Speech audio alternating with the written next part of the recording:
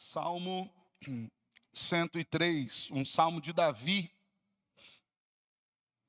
que fala sobre a misericórdia de Deus. Deus é bom e misericordioso. Eu vou ler o salmo todo. Peço que você acompanhe na sua Bíblia. Salmo 103. Nós vamos falar um pouquinho sobre os efeitos dessa misericórdia de Deus sobre a nossa vida, tá bom? Salmo 103 diz assim: Bendize, ó minha alma, ao Senhor, e tudo que há em mim, bendiga ao seu santo nome. Bendize, ó minha alma, ao Senhor, e não te esqueças de nenhum só de seus benefícios. Ele é quem perdoa todas as tuas iniquidades e quem sara todas as tuas enfermidades. Quem da cova redime a tua vida e te coroa de graça e misericórdia. Quem farta de bens a tua velhice, de sorte que a tua mocidade se renova como a da águia. O Senhor faz justiça e julga a todos os oprimidos. Manifestou os seus caminhos a Moisés e os seus feitos aos filhos de Israel. O Senhor é misericordioso e compassivo, longânimo e assaz benigno. Não repreende perpetuamente, nem conserva para sempre a sua ira. Não nos trata segundo os nossos pecados, nem nos retribui consoante as nossas iniquidades. Pois quanto o céu se alteia acima da terra, assim é grande a sua misericórdia para com os que o temem. Quanto dista o oriente do ocidente, assim afasta de nós as nossas transgressões. Como um pai se compadece de seus filhos, assim o Senhor se compadece dos que o temem, pois Ele conhece a nossa estrutura e sabe que somos pó. Quanto ao homem, os seus dias são como a relva, como a flor do campo. Assim ele floresce, pois soprando nele o vento, desaparece, e não conhecerá daí em diante o seu lugar. Mas a misericórdia do Senhor é de eternidade a eternidade sobre os que o temem, e a sua justiça sobre os filhos para com os que guardam a sua aliança e para com os que se lembram dos seus preceitos e os cumprem.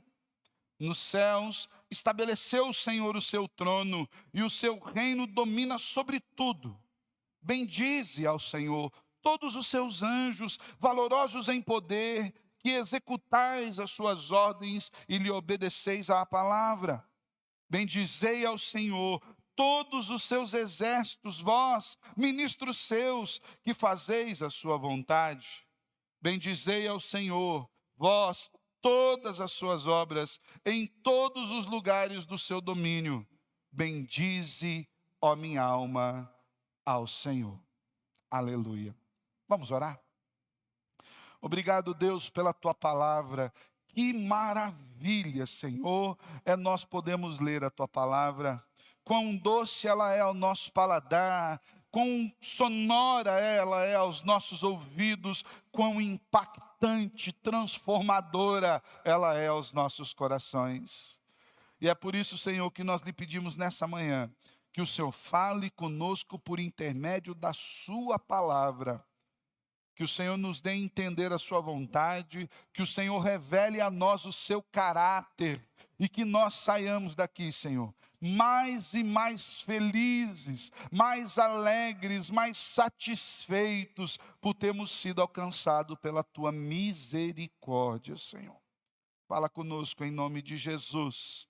Amém e amém.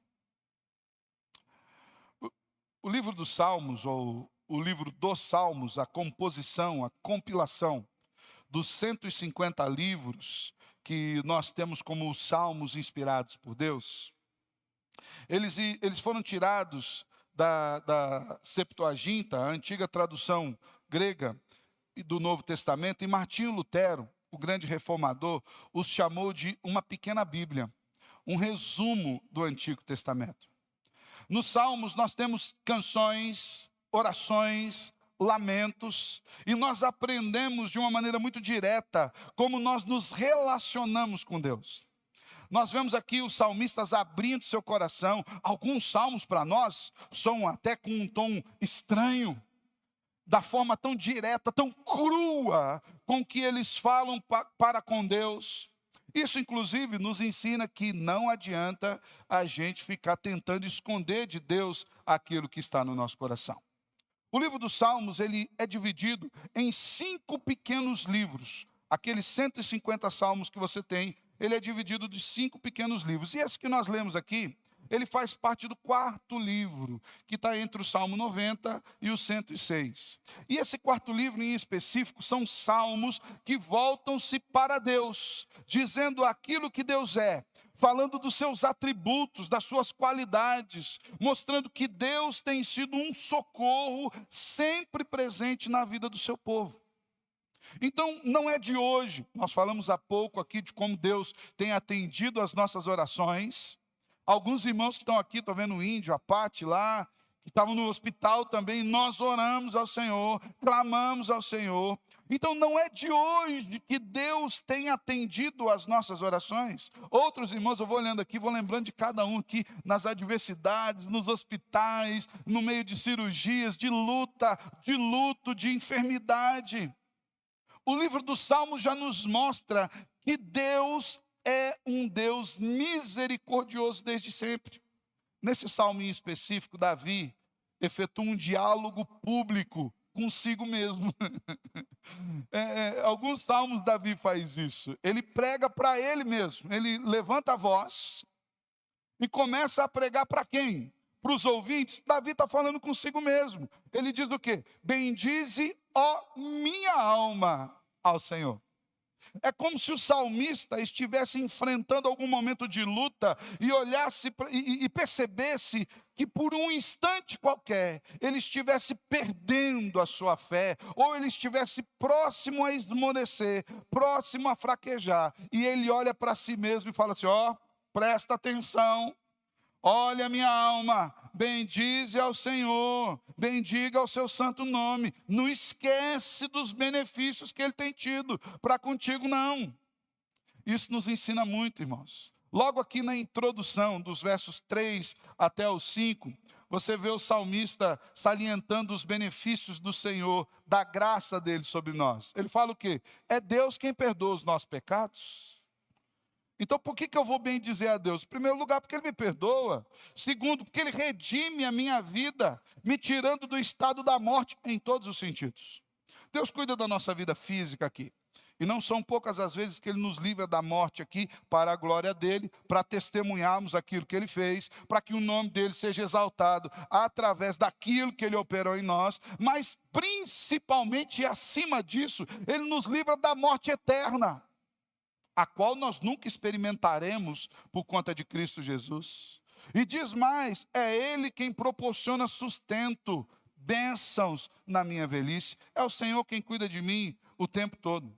Após essa meditação inicial que Davi faz, da misericórdia do Senhor, dele falar: olha, minha alma, bendize ao Senhor.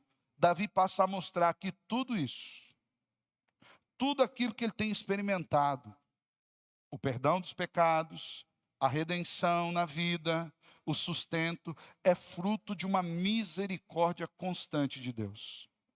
Talvez você não perceba isso. Até porque nós temos uma percepção muito fraca quando se refere aos milagres de Deus. Por que, pastor, o senhor fala isso? Porque para a gente milagre é só aquilo que é extraordinário, extraordinário. A gente tem dificuldade de ver o milagre de Deus nas coisas naturais, nas coisas corriqueiras, no dia a dia. A gente vê o milagre de Deus quando alguém tem uma cura fenomenal, mas a gente não vê o milagre de Deus no remédio, no comprimido, na diária. E tudo é milagre de Deus. Talvez você não perceba ou não tenha se atentado que se você está aqui hoje, se você tem sustento, se você tem vida, se você pode me ouvir, é porque Deus já tem cuidado de você. Eu falo que talvez Muitas vezes nós erramos quando nós falamos, quando alguém se converte, por exemplo, num período mais avançado da vida, a gente fala, ó, agora Deus vai cuidar de você. Agora como? Deus cuidou de tudo até ali. Deus já tinha cuidado dele antes da fundação do mundo. Porque a conversão dele se deu aqui aos nossos olhos, no tempo e no espaço, mas a Bíblia diz que antes que Deus dissesse assim, no princípio o céu e a terra foi criado, essa pessoa já era amada, cuidada, e Deus já havia providenciado todos os meios para que a salvação chegasse a ela. O que nós podemos dizer é o seguinte, agora você vai perceber o quanto Deus tem cuidado de você, mas Ele sempre cuidou. E nesse aspecto eu gostaria que nós meditássemos um pouco sobre os efeitos desse cuidado, dessa misericórdia de Deus sobre as nossas vidas, que são efeitos diários, são efeitos constantes. O primeiro desses efeitos, que Davi nos mostra aqui, está entre os versos 8 e 9, é que a misericórdia de Deus abranda a ira de Deus sobre nós. Perceba, a misericórdia de Deus abranda a ira de Deus sobre nós. Os versos 8 e 9 diz assim, o Senhor é misericordioso e compassivo, longânimo e assaz benigno, não repreende perpetuamente, nem conserva para sempre a sua ira. Olha a descrição que Davi apresenta sobre a pessoa de Deus, a descrição sobre o caráter de Deus, para que nós entendamos a extensão e a profundidade da sua misericórdia. Davi diz o seguinte, que o Senhor é misericordioso. O termo hebraico original usado para designar misericórdia aqui, o original dele é um termo que é usado somente para Deus. Não é uma misericórdia humana, não é um sentimento humano, não é uma pena, não é um dó. Não é aquele sentimento que a gente traz assim, coitadinho, que a gente até se entristece. A misericórdia aplicada ao caráter de Deus é o sentido de que o Criador, o Todo-Poderoso, aquele que não depende de absolutamente nada, aquele que não necessita da nossa adoração, ele resolve, por amor, entrar no nosso sofrimento, colocar o seu coração, e a palavra misericórdia é uma junção de dois termos que é miséria e cardia, significa que alguém resolveu colocar a sua cardia, o seu coração, na miséria alheia. Quando nós entendemos que o Deus Criador de todas as coisas resolveu entrar no nosso sofrimento humano, na nossa dor, resolveu lidar com os nossos pecados, com as nossas sujeiras. Como diz um salmista, ele veio nos tirar de um tremendal de lama. Quando eu era mais novo, eu tinha acho que 5 anos de idade. Foi quando meu irmão nasceu. Eu tinha 4 anos e 8 meses quando ele nasceu. Nós morávamos em Curitiba. E ali foi uma saga, Curitiba, irmãos, porque de enchente, saímos de barco de casa, aquele negócio, saindo na televisão, sabe? Saindo com o barquinho. Eu tinha uma galinha que tinha chocado 11 pintinhos. Minha galinha de estimação, ela viveu 11 anos, aquela galinha. E ela nadava com os pintinhos ali em cima, ninguém morreu afogado. Mas nesse período foi um período de muita dificuldade para a gente, muita carestia. Meu irmão tinha acabado de nascer, nós numa cidade grande. Eu não entendia muito disso, para mim era uma aventura, mas depois eu fui entender. Porque meu pai era pedreiro, a mãe costureira, e eu saía muitas vezes para trabalhar com meu pai. E meu pai levava uma marmita, que era top, irmão, esquentava assim na fogueira, aquela marmita, a gente comia junto. E eu ia, fazia frio naquela época, pá chuchu. Eu não conseguia nem dobrar o braço, assim, tanta roupa, andava com ele. Só que meu irmão novo em casa precisava de um leite em pó. E era muito caro, como é hoje. E não tínhamos muitas condições. Então, depois que o meu pai saía do serviço de pedreiro, com aquele frio todo, no caminho de casa, meu pai encontrou um lugar, até esses dias eu passei por lá, hoje é tudo prédio naquele lugar, não tem mais. Mas era um charco, sabe, um descampado de terra encharcada. E ali tinha agrião na terra, natural. E o meu pai entrava naquele lugar, naquele charco de lama, e colhia aquele agrião, fazia um grande feixe, colocava, trazia para casa, chegava em casa, o pai e a mãe selecionavam, dividia em fardinho, e a gente ia vender. Na verdade, vendia mais para trocar em leite para o meu irmão. Para mim, aquilo era uma aventura. O charco era um negócio assim, meu pai ia, ficava com água até o peito. Eu tinha 5 anos de idade, claro que ele não deixava eu entrar, né, irmão? Mas se eu queria. Então, o que ele fazia? Para me acalmar, ele falou, você vai segurar o pai. Tá bom, pai. Ele amarrava uma corda na cintura e amarrava a corda num tronco de uma árvore. E me dava a corda na mão. Falou, você segura o pai aí. Então, quando precisar, o pai puxa a corda. E eu segurava aquela corda, eu acreditava que era eu que estava trazendo ele mesmo. Você não tem ideia, eu puxava aquilo com a vontade doida. E o pai saía daquele charco inteiramente sujo. Ele se arrumava ali, se trocava, ia para casa, tomava um banho, e a gente saía à noite para vender isso. Eu lembro que onde nós andávamos, onde nós morávamos, tinha muito sapo. E qual era a minha alegria? Chutar sapo, irmãos. Eu ia chutando sapo, voltando, chutando sapo. Coisa de criança. Eu falo que há uma diferença entre as crianças de antigamente e a de hoje, né? Tem uma que se vê um sapo hoje infarta. Eu acho que eu faço mal se vê um sapo hoje. Eu falo, eu não sei como é que eu virei esse cabra tão urbano que sou, sendo criado da forma tão rústica como eu fui criado. Mas eu me lembro da figura do meu pai suja, por conta da lama. O Criador, o Deus dos céus e da terra, resolveu, por misericórdia, e é esse o termo hebraico, ele que é perfeito, resolveu nos pegar num charco de lama. Diferentemente do meu pai, que fazia aquilo para levar sustento para casa, o nosso é do pecado. Nós estávamos atolados dali. Não havia uma corda amarrada a lugar nenhum, pela qual nós pudéssemos nos puxar. Nós estávamos até o pescoço, sujos, e o nosso futuro ali era morrer naquele lamaçal. Ele vem, nos tira de um tremendal de lama e põe os nossos pés sobre a rocha e nos firma os passos. Esse é o significado de misericordioso. Diz mais Davi sobre Deus, ele é compassivo. Aqui a compaixão é fruto dessa graça.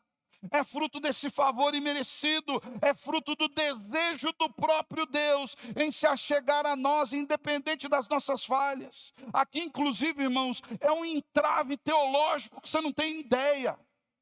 Há brigas, há livros, há discussões, 2000 anos de teologia, o povo discutindo sobre isso. Mas por quê, pastor? O que tem a ver isso? Porque compadecer-se é permitir-se sofrer. Compadecer é entrar na dor do outro. Compadecer é expor pontos fracos. Agora você imagina quando nós estamos falando de Deus. Qual é o ponto fraco de Deus? Tem uns meninos doidos aí, tentando fazer teologia, que diz que os pontos fracos de Deus somos nós. Não é não. Ele não tem ponto fraco. Mas ele resolveu vir sentir a nossa dor.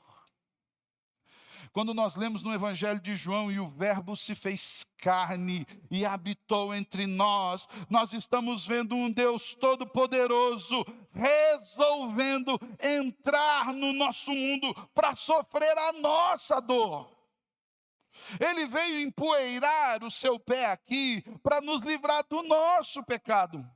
Ele foi achincalhado, foi à cruz do Calvário, foi crucificado. Ele sofreu a dor das chibatadas, da coroa de espinho, do vexame, da vergonha. Ele se fez fraco para fortalecer-nos nele. Olha o que o salmista está dizendo. Nós estamos falando de Davi, numa revelação da pessoa de Cristo, pelo menos 600 anos antes dele vir. Ele é compassivo. Esse Deus é um Deus que entra nas nossas dores. Diz mais, ele é longânimo. Sabe o que é longânimo? Tardio em irar-se. Deus não é igual a gente, não. A gente é meio estupim curto. Tem uns que nem estupim tem. Pega na partida mesmo. Tem uns que tá com o fio desencapado. Às vezes nem só de relar já. Deus é longânimo. Aleluia por isso. Imagine se cada vez que nós pecássemos, ele resolvesse dar uma punição. Eu falo, eu já mandei Cristo na cruz, mas essa pessoa está exagerando. Vou dar uma... Não, nós estávamos mortos. Ele é longânimo. Ele não apenas é tardio em se irar, mas ele depositou toda a sua ira, ele derramou toda a sua ira sobre Cristo. E diz, ele é assaz benigno. Ele é excessivamente bondoso. Pensa em alguém bom. Pensou em alguém bom? Alguém que você julga assim, essa pessoa é boa. Deus é o excesso, a extrapolação, além do limite daquilo que você possa imaginar que é bondade. Nós não conseguimos mensurar a bondade de Deus. A gente não consegue. Ele é fiel. Ele cumpre aquilo que está disposto no seu coração.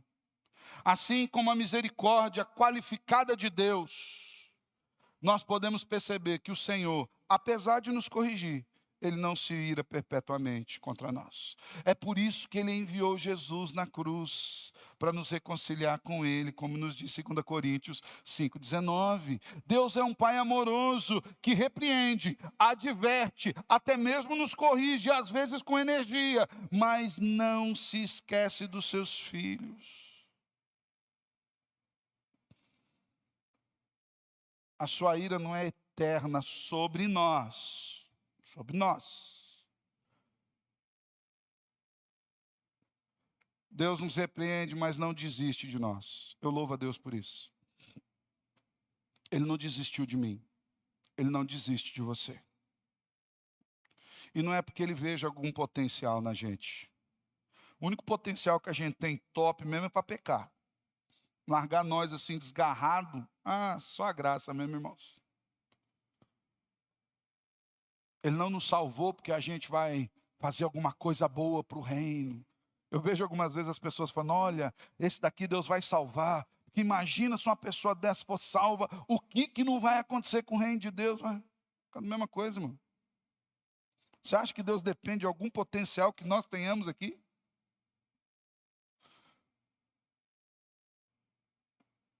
Ele poderia muito bem escolher 12 Paulos, mas quantos Paulo ele escolheu? Um. E depois que já tinha escolhido os 12. Ele pegou os Pedro, os André, os Tiago, os Mateus. Gente que ninguém queria pegar. Para o Evangelho. Irmão, se fosse a gente escolhendo currículo para ser apóstolo, estava assim os 12 até hoje.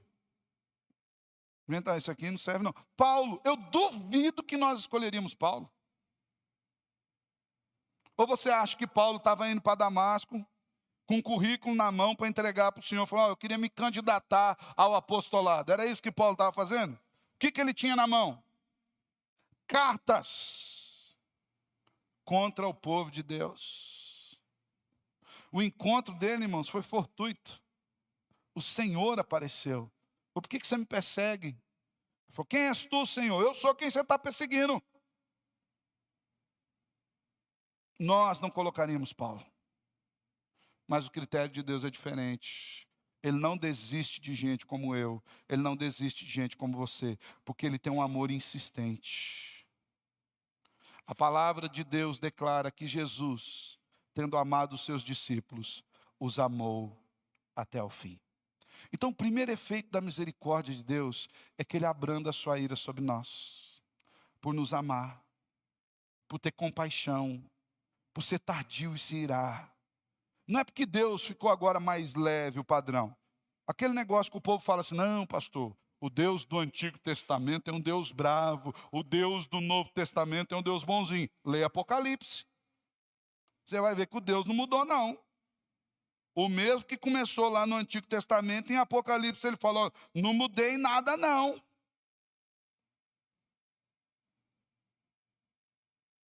Mas para com os seus, ele abranda a sua ira. Por quê? Porque ele castigou o nosso pecado em Cristo Jesus. Segundo lugar, segundo efeito da misericórdia de Deus sobre a nossa vida, é que por conta da sua misericórdia, ele não nos trata segundo os nossos pecados. Aleluia. Aleluia. Verso 10. Não nos trata segundo os nossos pecados, nem nos retribui consoante as nossas iniquidades. Apóstolo Paulo, escrevendo carta aos irmãos de Roma, capítulo 6, versículo 23 de Romanos, diz que o salário do pecado é a morte. Você entende o que é salário? O que significa salário? Salário significa a justa paga por algo que foi feito. De maneira que quando você trabalha, o seu patrão não está fazendo um favor de te pagar o salário. O salário é a justa paga, é aquilo que estava acertado, é aquilo que estava previamente combinado. Olha, Daniel, você vai fazer isso daqui, para você fazer isso aqui, o seu salário é X. Aí o Daniel faz bem feito aquilo ali. O Daniel não pode chegar e falar, mas eu fiz bem feito. O patrão vai falar, mas era fazer bem feito mesmo. Senão o salário não era nem esse. E o patrão também não pode chegar para ele e falar assim, mas pô, meu pai era... Eu estou lembrando aqui do pai aqui, mas é porque alguns exemplos caseiros. Meu pai era construtor e ele pegava muita coisa por empreita. E uma vez uma pessoa queria uma garagem lá, e olhou, falou, quanto você cobra para fazer essa garagem? Meu pai deu o preço lá para ele, falou, nossa, preço bom, gostei, pode fazer a garagem. Com 3 dias a garagem estava em pé. O cara chegou e falou, mano, você vai ganhar esse dinheirão tudo por 3 dias? Meu pai falou, mas eu não te cobrei por dia, te cobrei pela garagem. Você disse que o preço estava bom, então nós estamos combinados. Lá no Éden, o Senhor disse para Adão, daquela árvore ali você não come não. Porque no dia que você comer, você vai morrer. E o salário continua vigente. E a gente continua abocanhando a árvore. E Paulo diz que o salário do pecado é a morte. Então é a justa paga. Qual seria o normal que Deus tratasse eu e você? O que eu e você merecemos? A morte, afastamento eterno. Gosto muito de conversar sempre com o presbítero Lorival, toda vez que eu cumprimento. Senhor Lorival, como o senhor está? Esses dias eu falei com ele no telefone.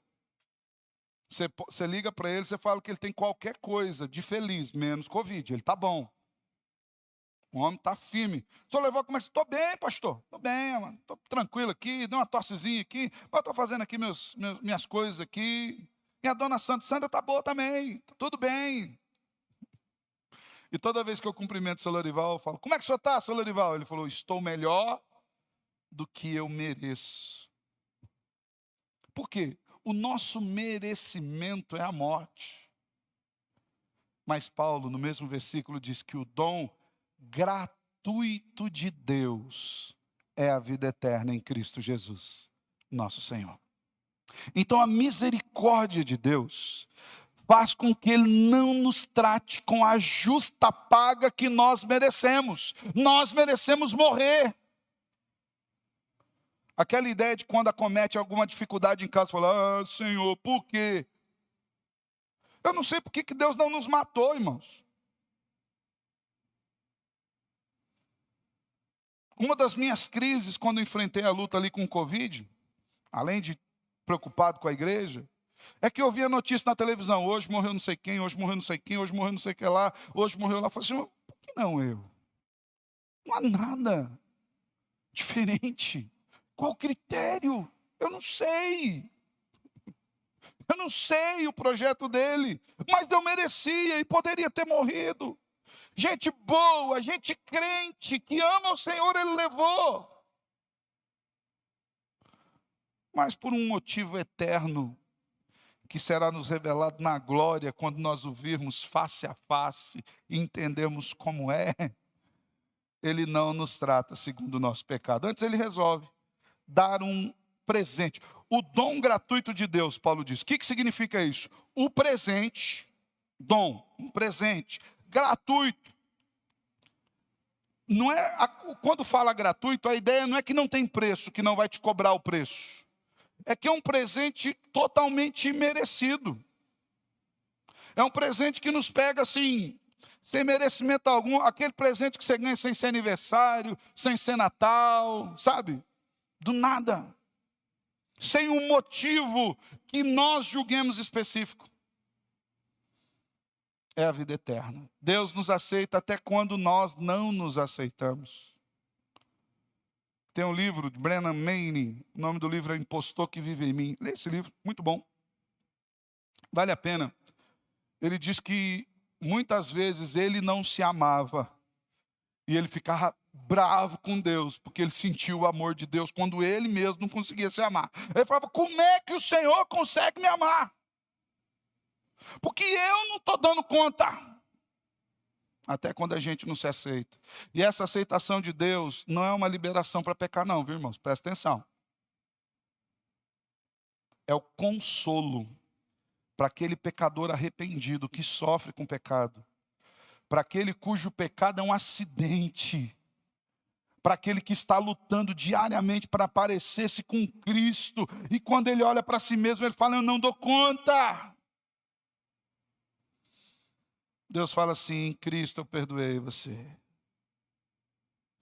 Verso 11 diz, pois quanto o céu se alteia acima da terra, assim é grande a sua misericórdia para com os que o temem.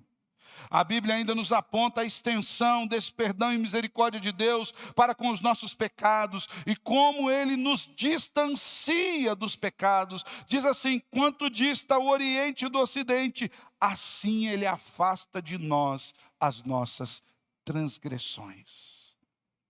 Eu imagino a gente chegando no céu. Sabe aquela imagem que João teve? Que o Senhor perguntou, quem são esses? Vestidos de branco. De onde eles vêm? Quem eles são? Eu imagino a gente lá. E aí a gente olha para trás.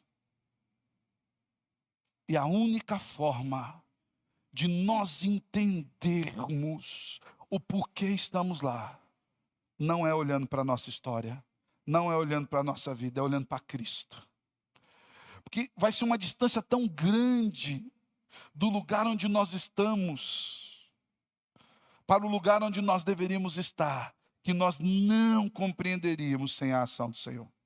É por isso que a palavra afirma que onde abundou o pecado, superabundou a graça. Não há pecado que faça diminuir o amor de Deus para conosco. Ele não nos trata segundo os nossos pecados. Antes, Ele castigou cada um dos nossos pecados em Cristo. O primeiro efeito da misericórdia do Senhor sobre nós é que Ele abranda a sua ira. Segundo, é que Ele não nos trata de acordo com os nossos pecados. Terceiro, Deus produz em nós, Deus gera um relacionamento paternal. Eu gosto muito da palavra adoção. Quando se aplica à salvação, ela fica muito bem clara, ela nos mostra claramente o quanto um crente não pode perder a salvação. E não é porque ele não queira, não. Se a salvação ficasse com a gente perdia, não durava 10 minutos na nossa mão. Mas sabe por que a gente não pode perder a salvação? Porque a relação que é estabelecida para conosco, quando o Senhor nos salva, não é um mero contrato como um contrato de compra e venda, onde nós podemos romper a qualquer momento. A relação estabelecida conosco é uma relação paternal, onde Deus resolve nos adotar como filhos. E a Bíblia nos garante que Ele jamais esquece dos seus filhos. Aqui, no nosso relacionamento humano, nós nos escandalizamos quando nós vemos algum pai, e irmãos, ore pelo nosso mundo. Eu tenho assistido pouco jornal, por várias questões. Mas de vez em quando a gente precisa assistir alguma coisa. Muito pior do que as notícias que a gente vê sobre política, a briga sobre remédio, pior do que as notícias sobre Covid. Perceba a iniquidade crescendo, pais abusando de filhos, irmãos. Filhos. Essa semana eu vi 2 notícias com meu coração. Eu não consigo dizer para os irmãos o que eu senti. Uma mulher entregando a filha de 12 anos. A mulher levava a criança para ser abusada. Eu não sei. Eu louvo a Deus porque Ele me colocou como pastor. Se Ele me colocasse como policial, eu ia ter mais alguns pecados aí para tratar e depois na eternidade com o Senhor. Depois outra notícia. Um casal de pais, jovens. Os 2 chamavam os vizinhos e abusavam dos filhos de 3 anos de idade, irmãos. O problema do mundo é o Covid? Quiçá o Senhor levasse a gente tudo com esse Covid aí. Irmãos, nós nos escandalizamos com isso. E Deus disse: acaso uma mãe pode esquecer o filho, mas se ela esqueceu, eu não esqueço. Mães lutando para poder abortar, irmãos. Eu louvo a Deus porque ali na Argentina foi aprovado o aborto, não é por isso que eu louvo a Deus, não. Eu louvo a Deus porque os médicos estão se negando a fazer o aborto. Ele falou: o juramento que a gente fez lá é para manter a vida, não é para acabar com a vida, não. Que Deus levante mais médicos assim. Homens da maior firmeza. Lembram do profeta? O rei foi entrar no templo e falou: aqui não, rei. Aqui é a casa de Deus. E a Bíblia chama ele do quê? Homem da maior firmeza. Nós nos escandalizamos com isso. Porque essa é uma das relações mais profundas que nós temos com o ser humano. Só há uma relação mais profunda do que a relação paternal, que é a relação do casamento. Onde nós deixamos pai e mãe e nos unimos a uma esposa. Inclusive é por isso que Cristo é o noivo e a igreja é a noiva. Esse relacionamento é até que a morte o separe. Mas a Bíblia diz que Deus não esquece dos seus filhos. Deus nos adotou, nos trouxe para si. E a gente apronta, e a gente pisa na bola. Mas como pai, Deus não nos abandona. Uma grande parte daqui é pai. Sabe, tem hora que dá vontade de ser uma conversa mais séria, né?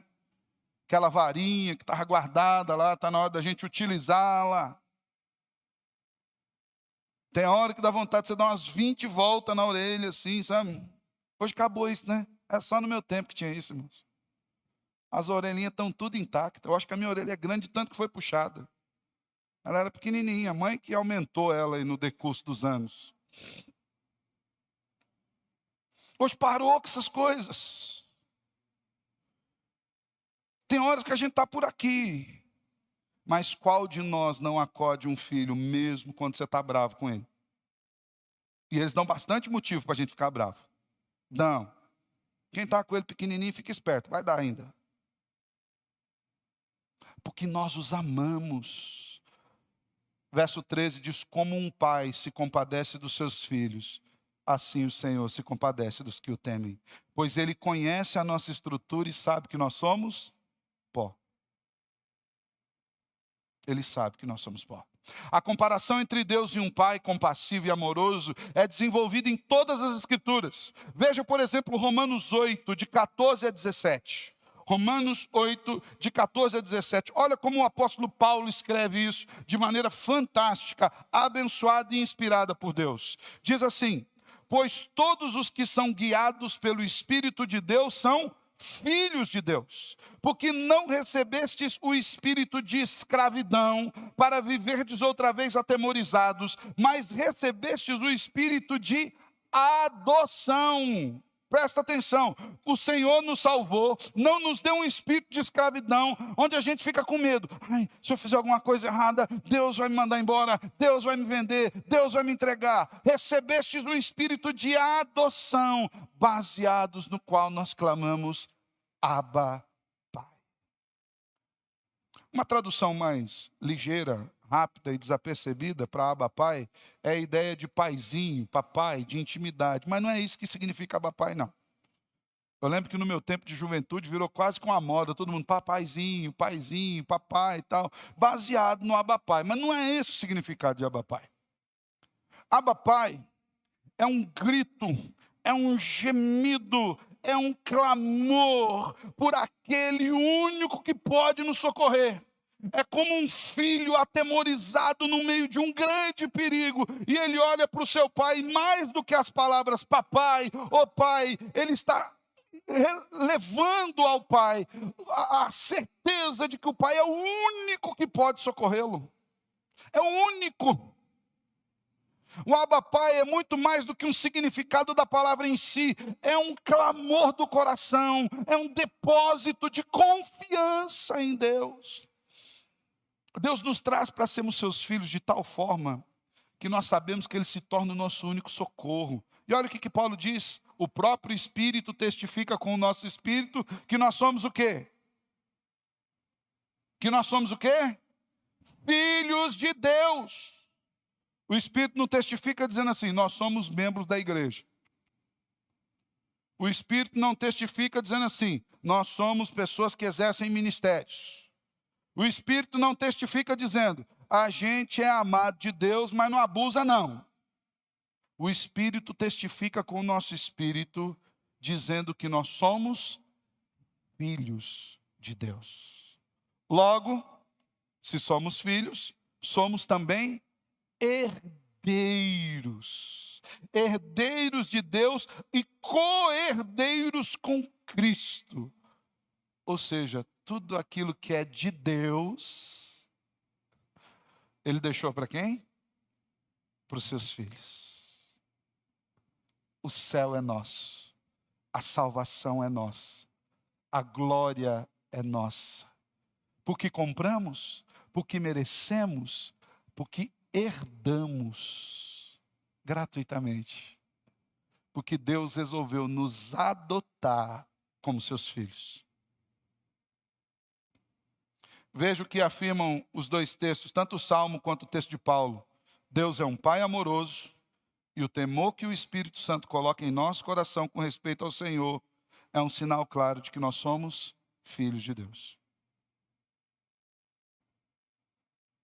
E se tem uma coisa que está segura no coração de um filho, é a certeza de que na casa sempre há retorno, sempre há lugar seguro. Tem um livro escrito por Max Lucado, leia esse livro. Lê esse livro. O nome é Aprenda a Compartilhar um Amor que Vale a Pena. O nome do livro. Se eu não me engano, é o capítulo 16. Irmãos, eu sou um cara meio durão. Né? Não é que eu não choro, hoje eu já estou mais molão. Né? Mas teve uma época aí que para arrancar uma lágrima do meu olho era só se furasse mesmo. Mas, gente, Deus vai tratando na gente, a gente vai ficando mais. Eu terminei de ler o capítulo 16 desse livro aos prantos. E eu ficava bravo comigo mesmo, porque eu estou chorando lendo um livro. Que coisa é essa? Como é que pode um livro? Mas nesse capítulo, eu vou te dar um spoiler rapidinho, mas lê lá o livro. Max Lucado fala de um pai que vai em busca de uma filha que havia desobedecido a ele. E essa filha tinha saído com um rapaz, se engraçado com ele, ido embora. Esse rapaz a abandonou. E essa filha agora estava na prostituição. E o pai descobriu onde a filha estava. E mesmo sem ela saber, o pai lhe mandava carta semanalmente. Até que um dia o pai foi ao seu encontro.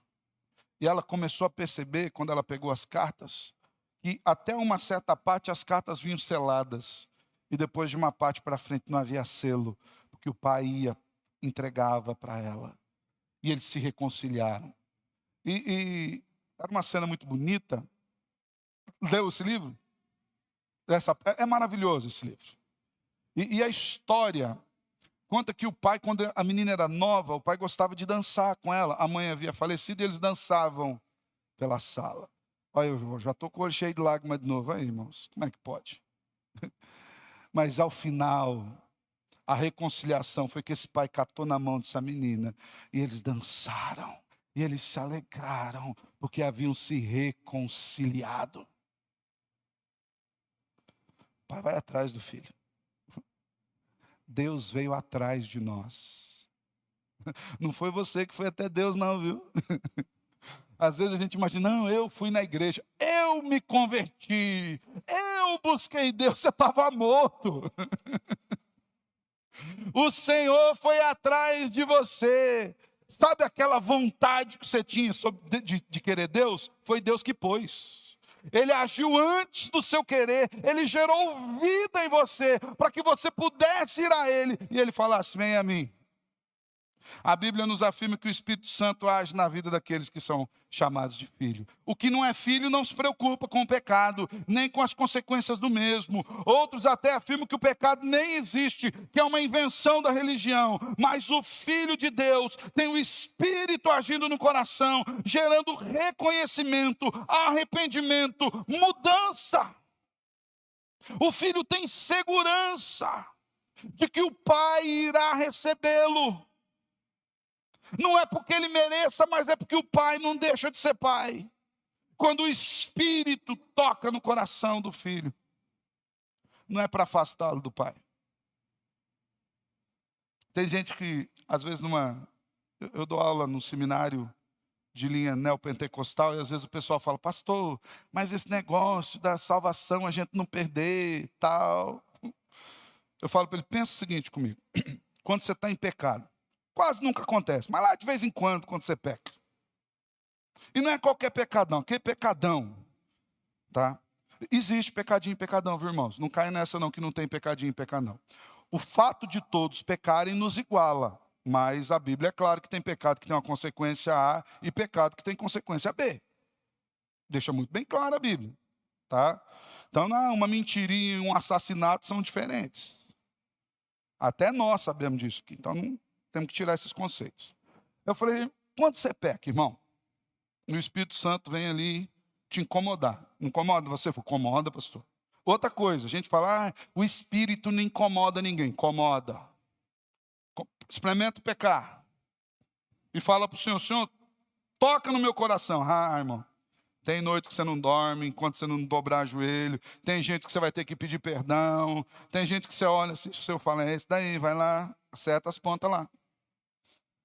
Enquanto você não acerta, o Espírito deixa você em paz. É bom isso. Eu falei, quando você sente o Espírito te incomodando, o que você sente? Você sente o garfo do capeta falando, vem para cá, ou você sente a voz do Pai falando, vem para cá. Não, eu sinto a voz do Pai. Está vendo como é que você não pede a salvação? É o Pai que chama. É o Pai que nos chama para si. Lembra do filho pródigo? Desceu ao mais profundo daquilo que alguém podia descer na sua cultura. Lá no buraco. Ele lembrou o quê? Meu pai. Eu vou voltar para a casa dele. Sabe por quê? Os empregados do meu pai são tratados com mais dignidade do que eu tenho aqui. E ele já tinha uma frase pronta. Lembra? Pai, pequei contra o céu e contra ti. Já não sou digno de ser chamado seu filho. Eu imagino esse menino voltando para casa com essa frase, e ele deve ter imaginado 1000 vezes esse encontro. Talvez ele imaginasse que o pai viesse, parasse na frente dele e falasse, é bonitão, gastou tudo? Agora vem com essa frasezinha barata, feita, construída, clichê, e vai achar que está tudo certo? Passa para dentro que a gente vai ter uma conversa séria agora. E se ele tivesse nome duplo e o pai falou os dois nomes, ele falou, é sério mesmo. Todo mundo sabe o que é isso. Mãe é filho, filho, filho. Quando chamou você pelo nome, aquele meio soletrado assim, sabe? Quando falava assim, Alessandro, eu falei, o bicho pegou. O cara tem dois nomes, Paulo Henrique. A mãe, Paulinho, Paulinho. Quando fala assim, Paulo Henrique, é tenso. Talvez ele pensasse, como meu pai vai receber? E ele vê o pai. Não, melhor, o pai vê ele. E o pai corre ao seu encontro. E ele começa a falar, pai, pequei contra o céu e contra ti. E o pai o abraça. E fala, meu filho, você não está entendendo? Você estava morto e reviveu. Mata o novilho cevado, traz o anel, põe no dedo, traz o sapato, traz a roupa, porque ele é meu filho. E vai ser assim quando a gente entrar na glória, irmãos.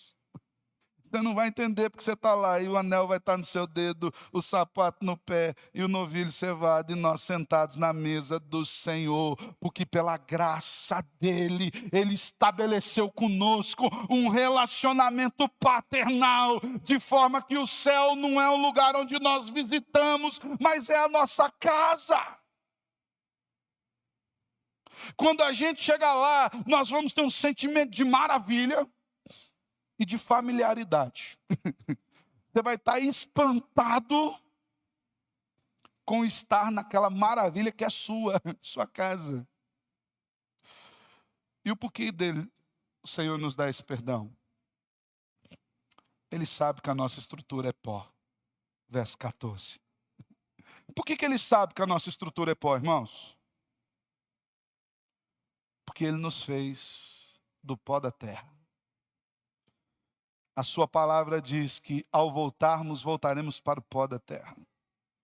Ele sabe que nós somos fracos, pecadores, limitados. É por isso que ele nos adotou em Cristo Jesus e nos perdoou. Por fim,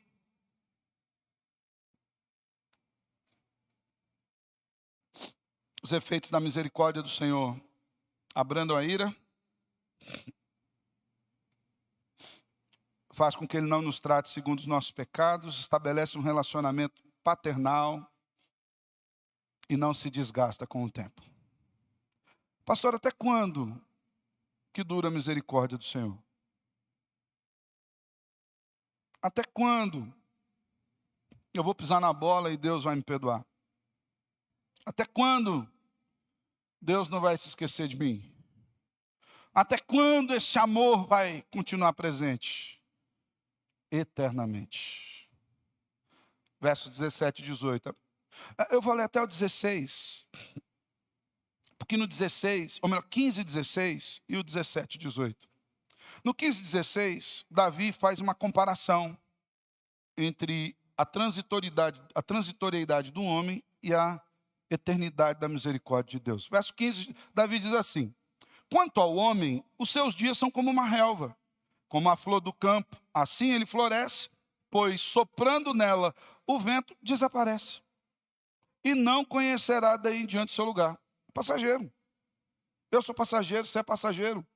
Os nossos dias aqui vão até 70, 80, enfado e cansaço, mais vigor 100, mas vai acabar. Vai acabar. São os passageiros. Ó, transitório. Faz o exercício. Você que tem 40, 50, 60. Imagina a sua idade para frente. Até você que tem 15, 16. Imagina assim, daqui a 15 anos, daqui a 20 anos. É tempo para chuchu, não é? Mas olha para trás. Demorou todo esse tempo para passar? Parece que a conta não fecha, né? Você olha para a sua idade, projeta isso lá para frente, fala, meu Deus, é tempo que não acaba mais. Mas quando você olha para trás, fala, mas foi ontem. Eu nasci agora, eu já estou aí com 46, 50, 60, 70. O homem é passageiro, é transitório. Soprando o vento, vai embora. Mas, verso 17, a misericórdia do Senhor é de eternidade a eternidade. Olha só, o homem é como uma planta, uma relva. Ele não tinha, aparece, vem o vento, leva embora. a misericórdia do Senhor é de sempre até sempre. É de eternidade a eternidade sobre os que o temem, e a justiça sobre os seus filhos, os filhos dos seus filhos, para com os que guardam a sua aliança, para os que se lembram dos seus preceitos e os cumprem. Então Davi afirma que tudo em nós é transitório. O nosso caráter é passageiro. A gente passa rápido demais. Mas quando ele olha para a misericórdia de Deus, ele fica maravilhado. Porque ele percebe que a misericórdia de Deus sempre esteve presente na vida dele. Sempre. É a misericórdia de Deus que fez Davi pastorear. É a misericórdia de Deus que mandou um urso para Davi espantar. É a misericórdia de Deus que permitiu que um leão levasse a ovelha para Davi buscar. É a misericórdia de Deus que fez com que os irmãos dele fossem para a guerra e ele não. É a misericórdia de Deus que fez com que ele levasse queijo. Devia ser um bando de mineiro, né? Levasse queijo para eles comerem lá na guerra. É a misericórdia de Deus que fez que Davi chegasse na hora que Golias estava gritando lá: "Oh, não tem homem aí em Israel, não!" É a misericórdia de Deus que levou Davi no palácio. É a misericórdia de Deus que fez Davi olhar para Saul e falar: "Então, Saul, eu vou matar o gigante." Saul olhou para Davi, não colocou muito reparo em Davi, não. Mas a mesma misericórdia que já havia cuidado de Davi falou: "Eu espantei o urso, eu matei o leão." É a misericórdia de Deus que levou Davi na beira do riacho, pegar pedrinhas. Esquece o misticismo da pedrinha, viu, irmão? Aquele negócio, 5 pedrinhas e tal. Tem gente que fala: maravilhoso, conselheiro, Deus forte, Pai da eternidade. Isso não tem nada a ver, até porque maravilhoso, conselheiro é uma expressão só. Não são duas. Maravilhoso, conselheiro. Então tinha uma pedra a mais. Ademais, nem precisava mais pedra. Foi pela misericórdia do Senhor que Davi não tremeu diante das ameaças de Golias. Foi pela misericórdia do Senhor que ele falou: "Você vem contra mim com espada, mas eu vou em nome do Senhor." Foi pela misericórdia do Senhor que uma única pedra, da beira de um rio, com uma funda, não é igual um estilingue, viu, irmãos? Estilingue, funda, você roda, solta uma aba, a outra tem que ficar na mão, e você tem que soltar na hora certa. Porque ela vai lá. Eu lembro da Isabela falando, tum, bem na cabeça do gigante. E ele caiu. Essa é a mesma misericórdia que teve com Davi quando Saul queria matá-lo. É a mesma misericórdia que esteve com Davi quando Natã falou: "Você é o homem que merece morrer." Davi entende: em nenhum momento da minha vida, em nenhum momento da minha história, em nenhum momento da minha existência, eu passei sem a misericórdia do Senhor. Nenhum.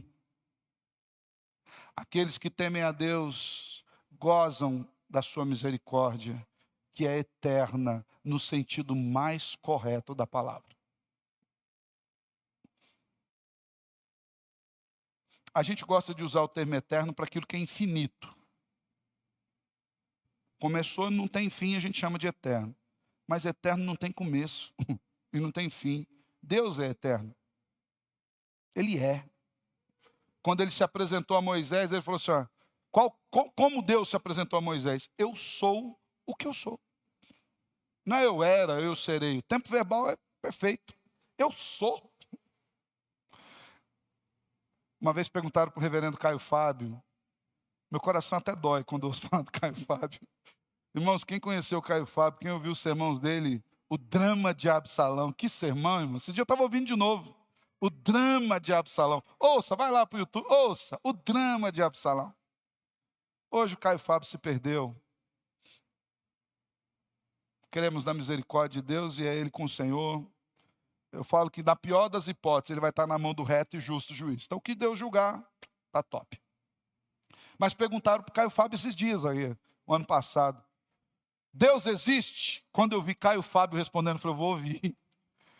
E logo que no começo, meu irmão, meu coração gelou, irmãos. Porque Caio Fábio começou respondendo assim, não, Deus não existe. Eu falei, ô Senhor, eu vim aqui esperando uma resposta tão assim, substancial, né? Aí ele começou a discorrer sobre o assunto. Ele falou, não, Deus não existe. Quem existe sou eu. Eu falei, piorou. Quem existe é você. Eu falei, ixi, acabou. Aí Caio Fábio começou a dizer, quem existe é aquilo que é mensurável, aquilo que pode ser medido. O que existe é aquilo que tem começo, meio e fim. Deus não tem começo, não tem meio, não tem fim, não pode ser mensurado por nós. Deus não existe, Deus é. Falei, aleluia, glória a Deus. Eu confesso que o coração estava apertadinho ali. Deus é de eternidade a eternidade, tal qual a sua misericórdia. E essa é a grande misericórdia que Ele tem para conosco. E o ápice da sua misericórdia se manifesta na pessoa de Cristo. Romanos 10, 4, Paulo diz o quê? Porque o fim da lei é Cristo, para a justiça de todo aquele que crê. Cristo satisfez na cruz do Calvário toda a justiça de Deus, que é do mesmo tamanho do amor de Deus, irmãos. Deus não é mais amor e menos justiça, não. Esse dia eu postei um gráficozinho lá no Facebook, dá uma olhada. Lê amor, graça, bondade, misericórdia, ira, justiça, tudo do mesmo tamanho, na medida certa. Cristo satisfez na cruz, morrendo em nosso lugar, para pagar a nossa dívida e nos trazer de volta com o Pai. É a manifestação máxima da misericórdia. O profeta Jeremias já afirma com toda a propriedade, para a gente terminar. Texto muito conhecido, Lamentações 3, 22 e 23. As misericórdias do Senhor são a causa de não sermos consumidos. Por quê? Porque as suas misericórdias não têm fim. Renovam-se a cada manhã. Grande, grande, grande é a tua fidelidade. Quais os efeitos dessa misericórdia, então, irmãos? Sobre a nossa vida, só para você recordar, guardar isso, ir para casa, pôr isso no seu coração. Primeiro, ela abranda a ira de Deus sobre as nossas vidas. Segundo, ela faz com que Deus não nos trate de acordo com os nossos pecados. Terceiro, ela gera um relacionamento paternal, onde nós nos tornamos filhos de Deus. E quarto, nunca esqueça disso, ela não se desgasta, ela é eterna, ela não tem fim. Amém? Feche os teus olhos. Quero orar com você. Louvado seja o teu nome, Senhor, pela sua misericórdia. Aleluia. Louvado seja o seu nome pelo seu grande poder. Louvado seja o teu nome pelo seu amor infinito. Louvado seja o teu nome porque em tudo isso o Senhor resolveu nos levar para si, nos perdoar em Cristo, nos transformar para a glória do teu nome. Que nós vivamos de acordo com a tua misericórdia. Que o Senhor encharque o nosso coração com essa misericórdia. De maneira, Deus, que a cada dia nós nos alegremos no Senhor, por saber que o Senhor não desiste de nós. Obrigado. Em Cristo Jesus que oramos. Amém. Louvado seja Deus.